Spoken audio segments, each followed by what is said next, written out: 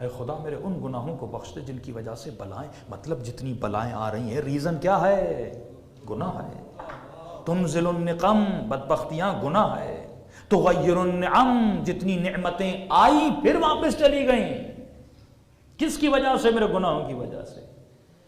اب یہ مجھے تلاش کرنا ہے کہ میرے کون سے گناہ کی وجہ سے بلا آتی ہے، بیماری آتی ہے، نقم آتا ہے، نعمتیں چلی جاتی ہیں۔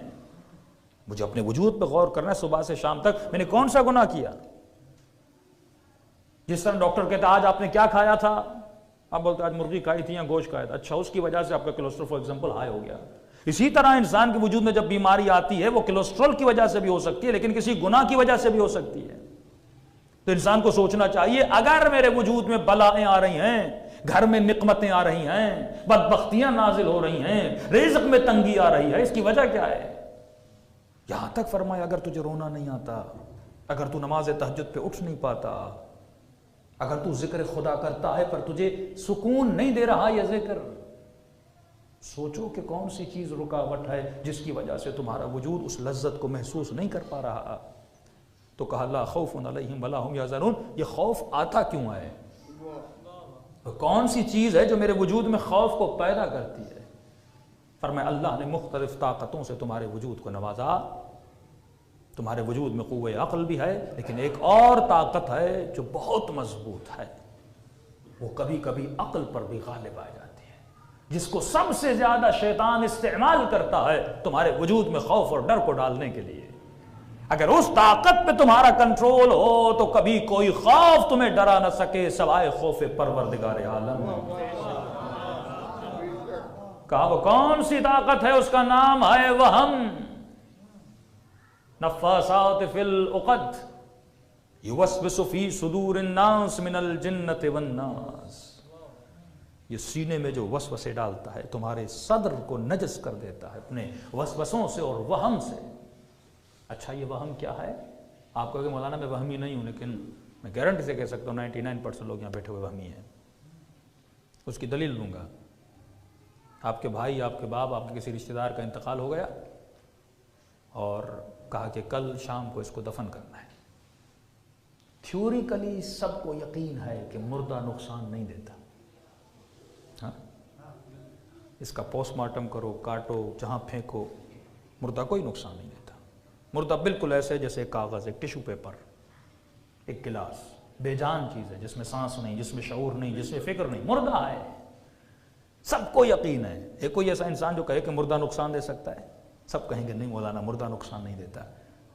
جسے یقین ہے کہ مردہ نقصان نہیں دے سکتا اسے آفر کرو کہ ایک رات مردے کے ساتھ سو جاؤ، چاہے وہ باپ کا جنازہ ہو یا بھائی کا جنازہ ہو، ایک رات سو کے دکھاؤ۔ کہتا نہیں ڈر لگتا ہے، یہ وہم ہے۔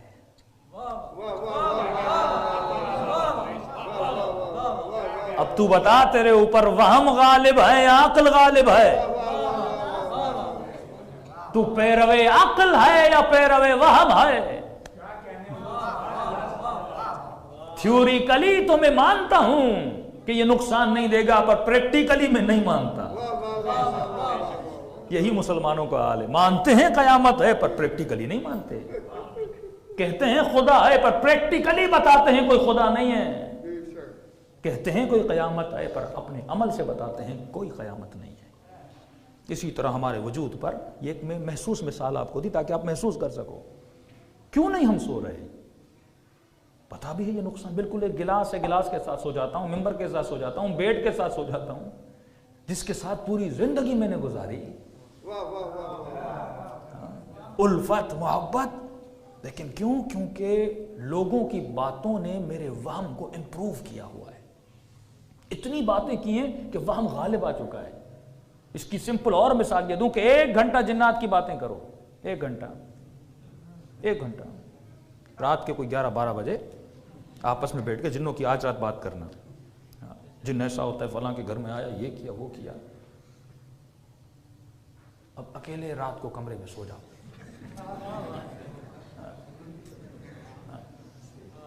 آپ نے اس وہم کو کھانا دیا، اس لیے معصوم کا فرمان ہے کہ فضول باتیں نہ کیا کرو۔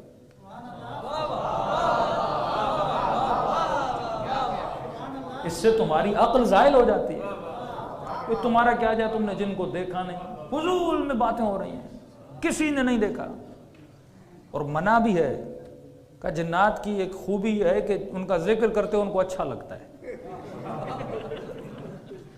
اچھا لگتا ہے ان کو لوگ ہماری باتیں کریں، وہ آ کے بیٹھ جاتے ہیں، اچھا لگتا ہے ان کو.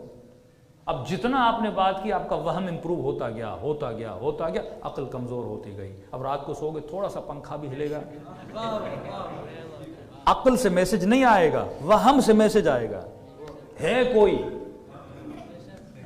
پوری زندگی گزاری عقل کہتا رہا خدا ہے خدا ہے، تو نہ مان کے گناہ کرتا رہا، اور جو نہیں ہے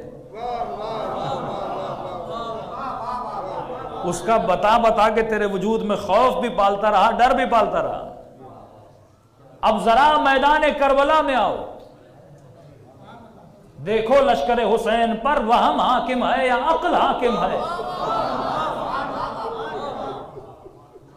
ابن سعد پر وہم کی حکومت تھی، سمجھ رہا تھا کہ رے کی حکومت ملے گی، اور کے وجود پر عقل حاکم